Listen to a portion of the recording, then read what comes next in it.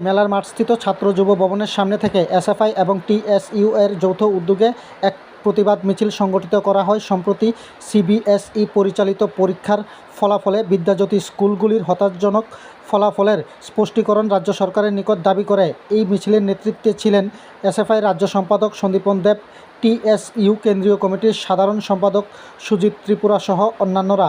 পরবর্তী সময় এই বিষয়ে সংবাদ মাধ্যমের মুখোমুখি হয়ে বিস্তারিত প্রতিক্রিয়া ব্যক্ত করেন এসএফআই রাজ্য সম্পাদক সন্দীপন দেব।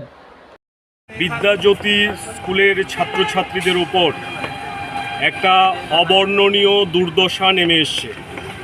এর জন্য দায়ী রাজ্যের বিজেপি সরকার। বিদ্যাজ্যোতি স্কুলের রেজাল্ট বের হবার পর এই যে শোচনীয় ফলাফল হয়েছে তা নিয়ে আমরা শিক্ষা অধিকর্তার অফিসে ঘেরাও করেছিলাম, বিক্ষোভ করেছিলাম। আমরা দেখেছি সেই সময় অধিকর্তা আমাদের সঙ্গে সাক্ষাৎ করেননি।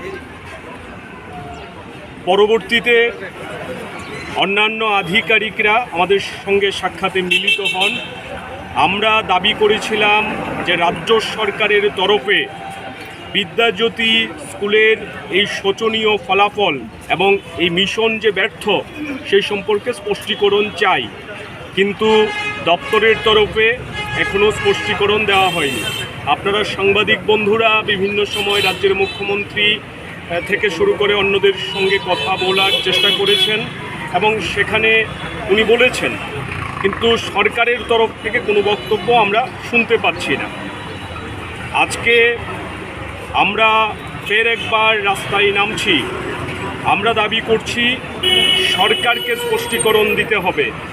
বিজেপি দলের মুখপাত্র ওনাদের রাজ্য দপ্তরে বসে কথা বলছেন, কিন্তু সরকার স্পষ্টীকরণ দেওয়ার প্রয়োজনীয়তা বোধ করছে না।